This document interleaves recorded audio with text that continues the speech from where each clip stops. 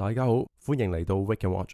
今日係2025年12月28日，我哋要探討一個最近喺網上鬧得沸沸揚揚，甚至令好多人覺得心慌慌嘅話題。其實你只要留意下，就會發現每逢年頭或者年尾，網上總會自然湧現一大批所謂嘅末日預言家。無論係 YouTube 定係各種社交平台，周不時就會有人言之鑿鑿咁樣指住某一個日子，就好似啱啱過去嘅9月23號、24號，話嗰日就係被提之日。有啲基督徒會話自己見到異象，會話自己聽到神嘅聲音，甚至列出一啲所謂嘅印證。Date is final. I'm not changing my mind. On the 23rd of September, the Lord Jesus Christ will come. I believe that this is the year 2025. September 23rd, there will be this catching up. Jesus physically appeared in front of me and told me on the 23rd and the 24th, I will come to take my church. Jesus is coming. Feast of Trumpets, we are going home. The rapture will occur this month. So he's pointing out the 23rd. For some reason, I believe it's the rapture. I ask God for my own confirmation, and I get that. I think rapture confirmations pointing to September 23, 24, the Feast of Trumpets in the year 2025. 但結果呢，日子過咗，一切如常。當同一類事情一再重複出現，就唔再只係個別事件咁簡單啦。呢啲我哋稱之為一派預言亂語嘅現象，到底背後有咩問題呢？我哋今日就嚟拆解一下。喺呢個資訊爆炸嘅年代，我哋應該點樣保持清醒，唔好隨便被人誤導。既然呢個現象每年都會重複出現，我哋就需要停一停，睇下聖經本身點樣教我哋去分辨。首先，我哋要建立一個最基本嘅防線。好多人見到有啲所謂嘅先知講得出一個準確嘅日子，就會覺得哇，佢講得咁具體，一定有特別啟示啦。但其實只要有人敢定日期，呢件事本身就已經係一個最大嘅警號。而呢個警號唔係我定嘅，亦唔係某一派神學嘅意見，而係耶穌自己親口講過。馬太福音24章，佢講得好清楚，但係嗰個日子、嗰個時辰冇人知道。我哋要明白一個道理，真理係唔會自相矛盾嘅。神已經透過聖經公開宣布咗，冇人知道嗰個日子，佢就絕對唔會私底下揾個 YouTuber 或者啲牧師網紅話俾佢知一個連天使都未必知道嘅秘密。所以一旦你聽到有人話神同我講幾月幾號，無論佢講到幾咁感人、幾咁肯定，你心入面都要即時亮起紅燈。佢呢句說話一定唔係出於神。既然定日期本身已經係紅燈，咁平時我哋仲可以用乜嘢方法嚟去分辨呢？要分辨呢啲預言亂語，我哋可以用以下嘅5個指標去衡量下。第一，有冇斷章取義呢？好多所謂嘅使徒先知好中意喺聖經入面嘅節氣或者某啲數字夾硬湊埋一齊，佢哋會用天文嘅現象或者吹角節嚟做計時器。但聖經入面講嘅預兆係叫我哋要警醒同埋預備心靈，而唔係叫我哋數算嗰個日子。第二，係咪過分強調個人權威呢？佢哋成日掛喺口邊嘅係我見到、我聽到。你要知道啊，連邪靈都會裝作光明嘅天使去迷惑人。如果一個基督徒喺分享嘅時候同聖經嘅核心真理有衝突，就算佢宣稱自己見到天使，我哋都唔可以相信。但就算唔講權威，最簡單嘅檢驗其實只有一個，就係預言嘅準確度，錯一次都嫌多。喺申命記18章有個好簡單嘅測試，如果一個預言冇發生到，咁呢個預言就唔係出於神。2025年嘅9月已經過咗啦，預言落空咗啦。呢班人就已經用事實證明咗自己係講緊大話。我哋唔好俾機會佢哋話係神延遲咗，又或者佢計錯咗少少數，錯咗就係錯咗。第四，重心係咪福音呢？留意下佢哋分享嘅內容，係帶領你更愛主啊，更追求聖潔，定係單純喺度製造恐懼，騙取流量，甚至係想你捐錢俾佢哋呢？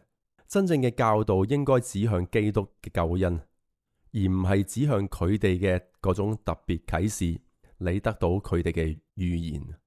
I said, Lord, can you show me anything past 2026? Because the Lord had shown me all the way to 2026 in 1986. And I've written several books about it. And he actually used the nation of China to show it to me and showed me how America would operate. But he kept me focused on China. And then on November the 3rd at November the 4th at 3 a.m. in the morning, the Lord awakened me and said these words, Hezekiah, extend time. And I thought, because I asked him one question, Lord, can you show me anything past 2026? I mean, because I'm not a prophet that's just going to say things will work this way. Here comes a new challenger. Okay. Remember, I'm not dreaming. I'm looking at him Telling you. as he's talking without his mouth opened.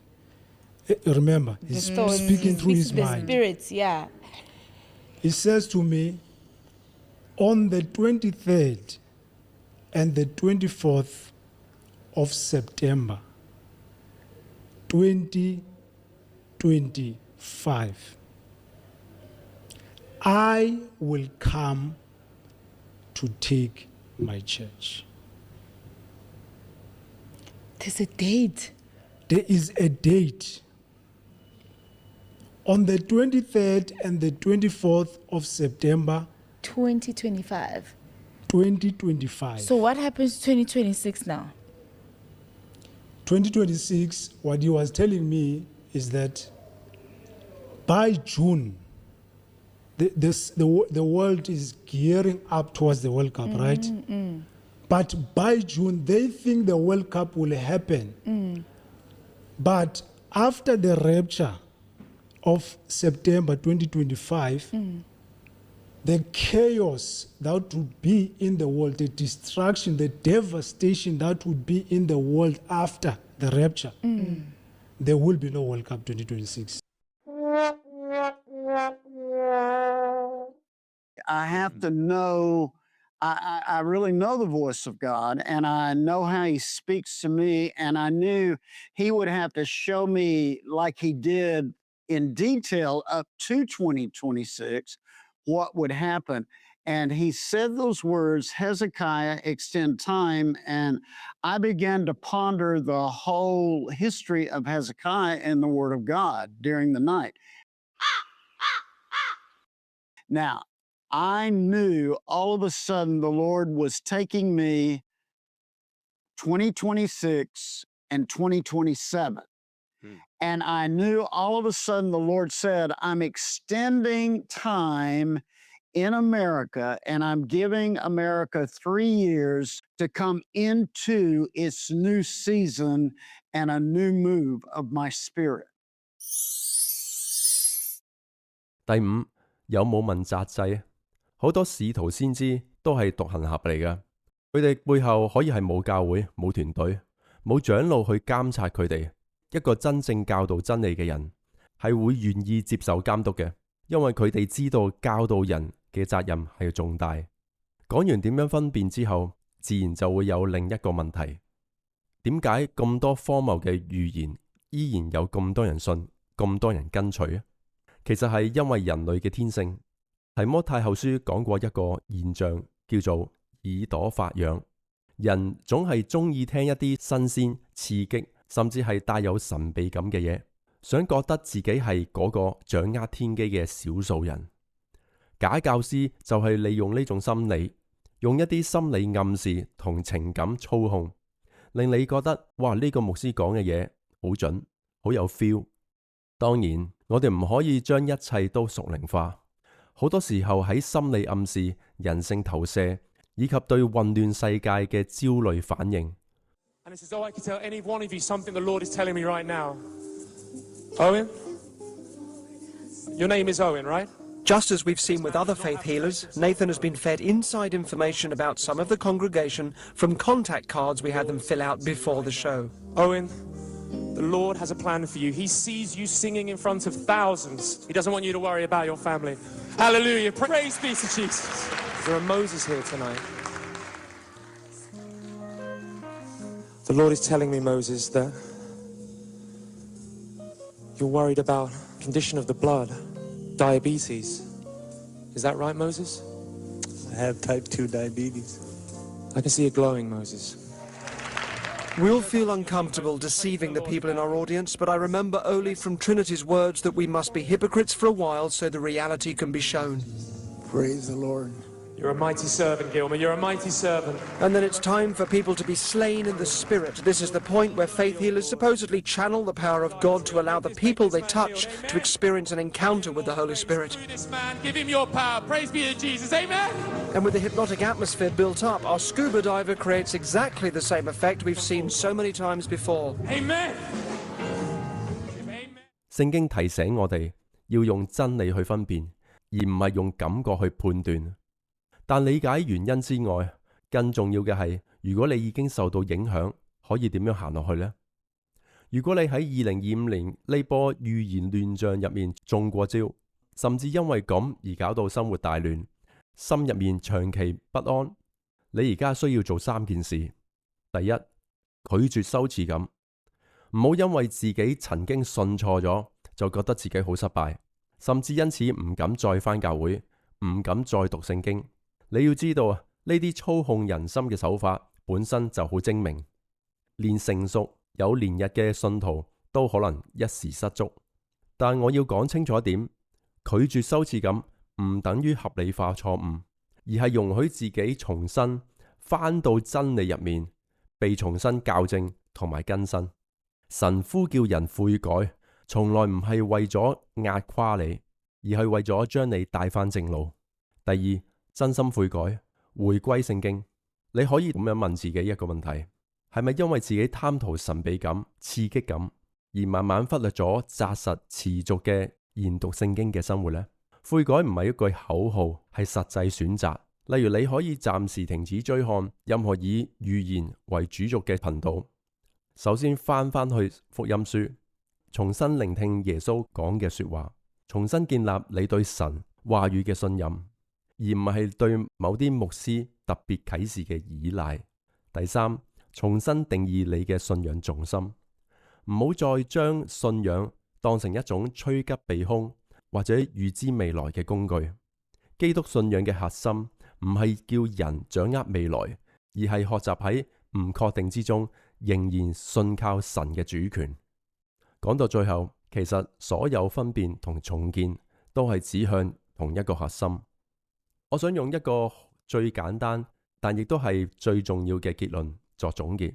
你人生入面最大嘅需要唔係一個準確嘅末日日期，亦唔係一個所謂嘅內幕消息，而係耶穌基督本身。